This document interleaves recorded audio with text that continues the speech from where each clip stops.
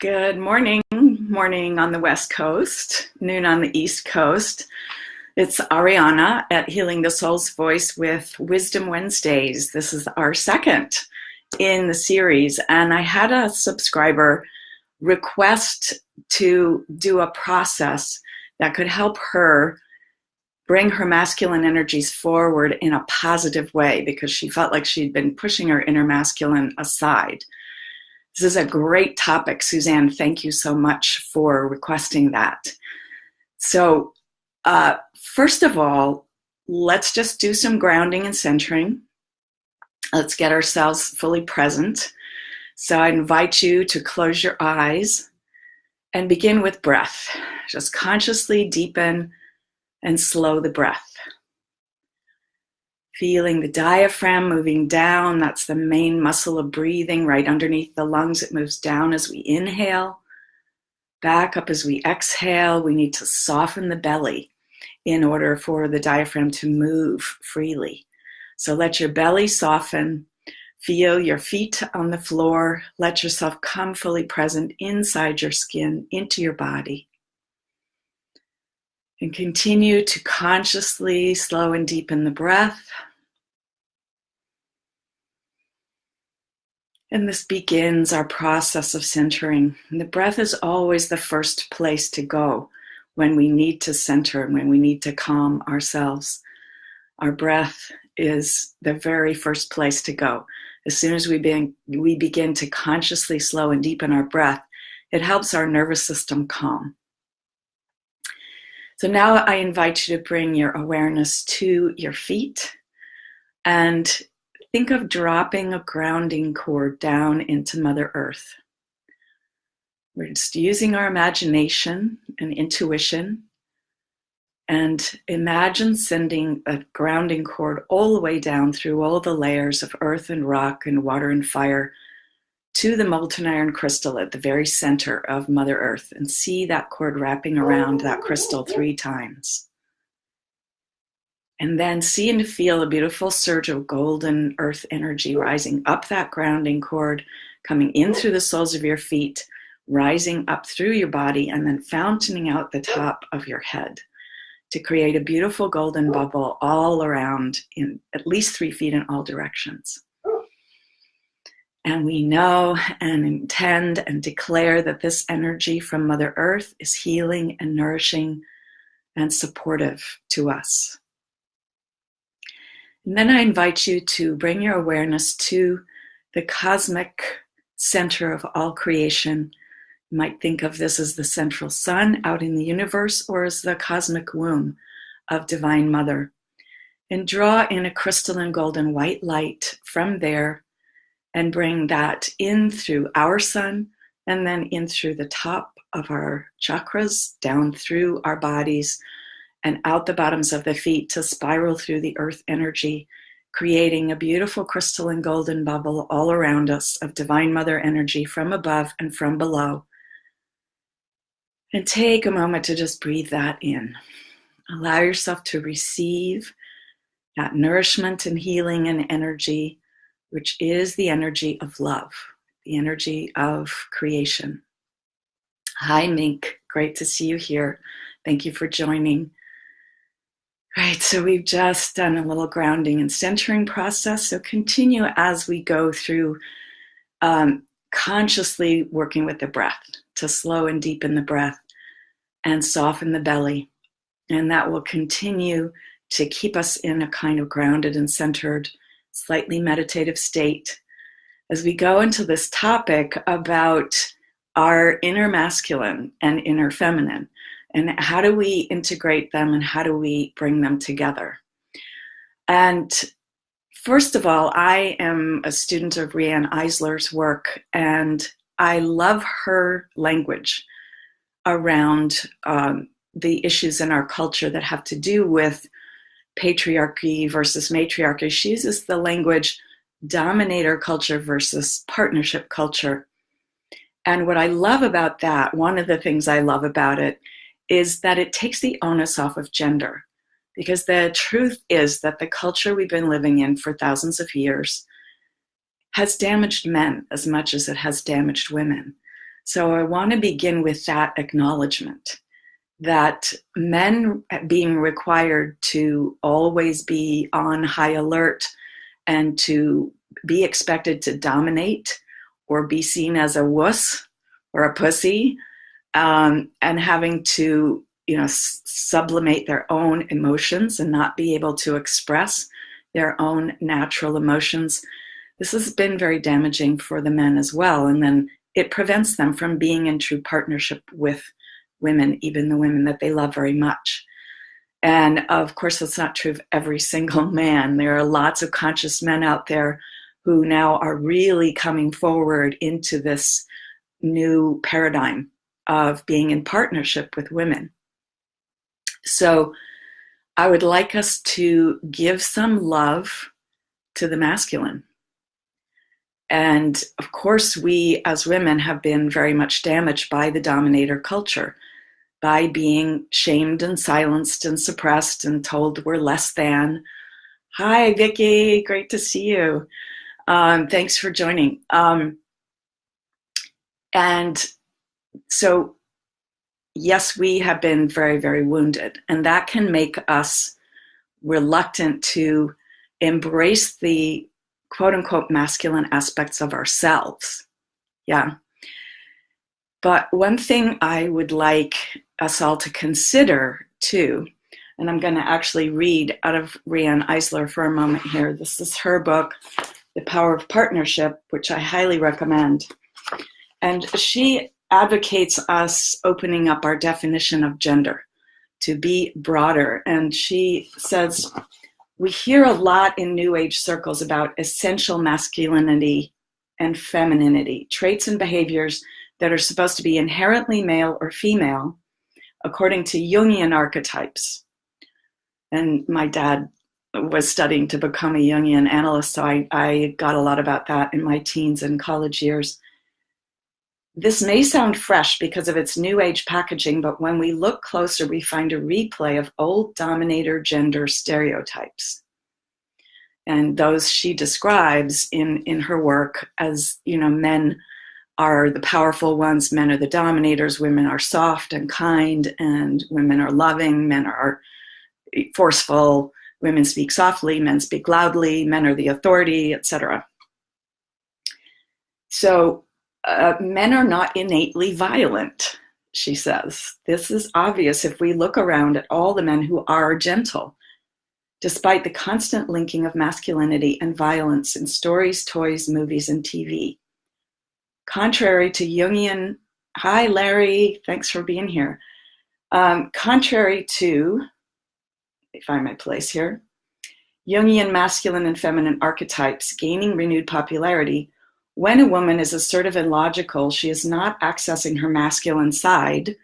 She is simply expressing qualities that are her own. In the same way, when a man is gentle and caring, he is not accessing his feminine side. He is expressing a part of his own inherent nature that's been stifled by dominator culture. By acknowledging that your good qualities, whether they're thought of as masculine or feminine, are fine for you, you begin to enhance your sense of self-worth. You stop berating yourself and access your full humanity because you're in touch with yourself as a full human being. So I offer that for consideration. And I understand that there are many of us who are really love having those kind of definitions of feminine and masculine, and that this, in a time where we are experiencing this return of the divine feminine and the goddess as an aspect of the divine instead of just a god, it is very important to recognize and celebrate femininity. And the dominator culture has really denigrated and devalued the traditional activities of caring that have usually been women that have been doing them. Thank you, Laurel. Hi, thanks for the love. So to reclaim those as valuable, the activities of caring, all the volunteering that women do, all of the taking care of homes, taking care of children, taking care of elders, and all the volunteering, etc. These activities are given no value in our culture because there's no money attached to them. But the truth is that if you had to replace a stay-at-home mom by paying someone to do everything she does, you would be paying 6 figures to someone. So it is very important to reclaim the caring abilities of human beings, and that is all human beings. All of us, both men and women, have these capacities to be tender and nurturing and caring. So as we go into a little process to do some integration of what we think of as inner masculine and feminine, let's consider that we all need to come into greater partnership with ourselves and with each other and with our planet, with love as the basis. So taking a deep breath again. And there are ancient teachings in many cultures about inner masculine and feminine. So it isn't just Jung. We have in the Hindu, the Ida and the Pingala, which are 2 lines of energy which rise up the central channel and cross at each chakra. And one side is considered feminine, the other side is considered masculine. But notice that they cross and they go this way. So they weave together. So let's use that as an image as we're doing this process. So breathing deeply again, reconnecting with our grounding to Mother Earth, our connection to Mother Cosmos. And let's just put one hand on your heart, one hand on your belly. And give yourself some love and appreciation. We don't often do this in our culture either. We tend to be really judgmental of ourselves, and we tend to use that judgment as a way to try and get ourselves to do things. And that's often a 3rd chakra thing, which is the solar plexus. And that's where the diaphragm is. That's where we're concentrating on when we're thinking of that diaphragm moving as we breathe. So deepen the breath. Diaphragm is moving into that 3rd chakra. The belly is softening. Think of that 3rd chakra softening as you do this breathing. And letting go of the self-judgment. And asking for integration of all of our inner parts. So inner masculine, inner feminine, inner child, inner judge, inner critic, inner divas. I have an inner diva.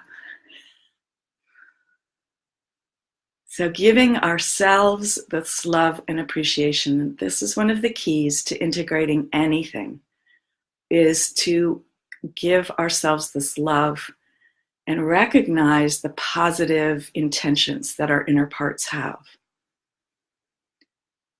And loving the inner masculine when we have been so wounded by the masculine can be a challenge, yeah. But that's the work. That is the work to give all of ourselves love, including our inner masculine, our inner feminine, if you want to look at them that way, or our inner dominator, or our inner caretaker, or our inner tenderness, our inner lover, our inner loving self. And let go for a moment of this idea that inner masculine and inner feminine must have these certain qualities. And as we breathe and soften the 3rd chakra, this 3rd chakra at the solar plexus is our chakra of personal power and will. And what I have been taught by my guides is that it holds the energy of the domination culture, because we've had that for thousands and thousands of years, and that energy in our 3rd chakra is patterned in the energy of domination. And we use that 3rd chakra to dominate others and to dominate ourselves, as I was talking about, judging ourselves and trying to use that as a motivator. I don't know about you, but it's always been a really bad motivator for me. So, and having others judge me or shame me is like the surest thing to make me just dig in my heels and refuse to do what they want me to do. So breathing, softening the third chakra, and very deliberately intending that this energy in our third chakra change to the energy of partnership. And I actually have a free guided meditation on this topic, and I will put the link to that in the comments in a little bit so that you can go and grab that, because it's a practice. This energy is all around us, and that energy will tend to come back in because it's familiar. So I invite you to do this as a practice to create this energy of partnership in the third chakra. And that will assist in this practice of integration, of wholeness, of coming into wholeness as full and whole human beings with all of our aspects that all of us have. So giving ourselves this love and appreciation, again, continuing to breathe and feel that third chakra soften, and intending that the energy of partnership is replacing the energy of domination in the third chakra.